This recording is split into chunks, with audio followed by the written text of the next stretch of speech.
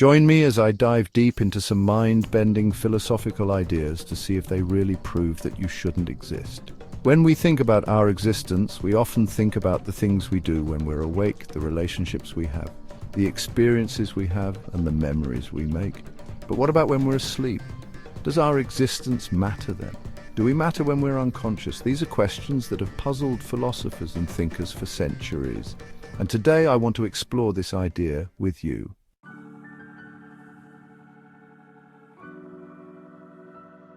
Our existence is often tied to our consciousness, our ability to think, feel, and experience the world around us. But when we're asleep, our consciousness is reduced to almost nothing, where we're not thinking, we're not feeling, we're just existing in a state of unconsciousness. So the question becomes, do we matter in that state? It's a weird thing to think about, isn't it? I mean, we spend about a third of our lives asleep, and yet we rarely think about what that means for our existence. Are we still ourselves when we're asleep? Are we still human? Do we still have a sense of self? This is where things get really interesting, because if we think about it, our sense of self is often tied to our memories, our experiences, and our relationships. But when we're asleep, those things are all shut down. Our brains are just kind of on standby. So who are we in that state?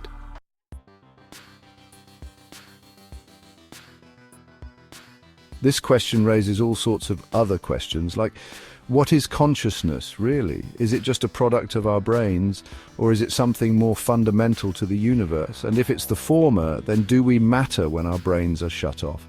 These are some of the biggest, most mind-bending philosophical questions out there. And today I want to explore some of the different perspectives on this idea. From philosophers to scientists, everyone has an opinion on this, and I want to dive in and see what we can learn. So let's start with the idea of consciousness. Consciousness is often seen as the key to our existence. It's what makes us us. But what happens to our consciousness when we're asleep? Does it just shut down, or is it still there, just operating at a different level?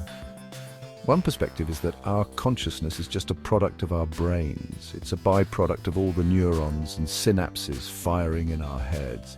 And if that's the case, then when we're asleep, our consciousness is just off.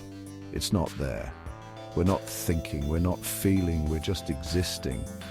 But others argue that consciousness is more fundamental than that it's not just a product of our brains, but a fundamental aspect of the universe. And if that's the case, then does that mean that our consciousness is still present when we're asleep, just operating at a different level?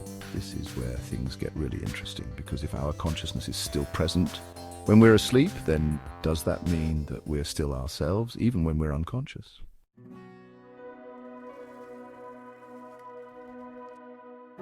Another perspective is that our sense of self is not just tied to our consciousness, but to our bodies as well.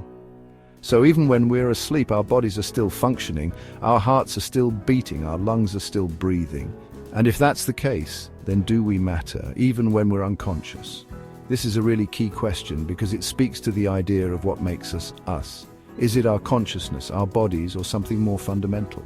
As we explore this idea, we start to see that it's not just about us as individuals, but about the nature of existence itself. What does it mean to exist? Is it just a product of our brains? Or is it something more fundamental to the universe? From a philosophical perspective, this question speaks to the idea of dualism versus materialism. Is our existence made up of two separate entities, our consciousness and our bodies, or is it all just one big material process?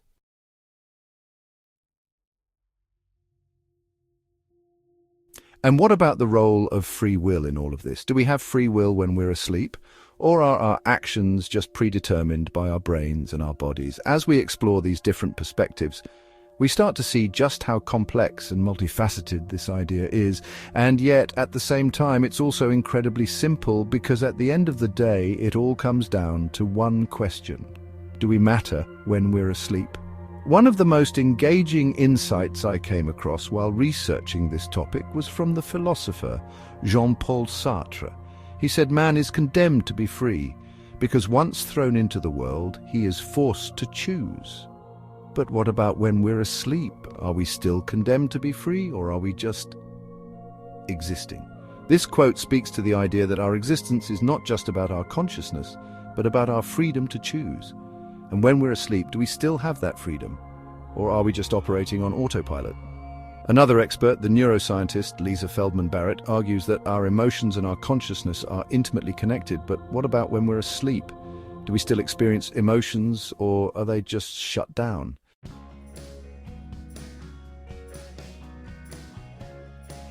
As we explore these different perspectives, we start to see just how much we still don't know about our existence, and yet at the same time we start to see the outlines of a much deeper truth. So let's summarize the key points we've discussed today. We've explored the idea that our existence matters even when we're asleep, and we've looked at the different perspectives on this idea. We've seen that our consciousness, our bodies, and our sense of self are all tied up in this question, and we've explored the implications for our understanding of free will and the nature of existence itself. The biggest takeaway from all of this is that our existence is much more complex and multifaceted than we often give it credit for. And by exploring these big philosophical questions, we can start to gain a deeper understanding of what it means to be human. Thanks for watching, and don't forget to share your thoughts in the comments below. And if you want to explore more mind-bending philosophical ideas, be sure to subscribe and click the bell to be notified of new videos. Join me on this journey.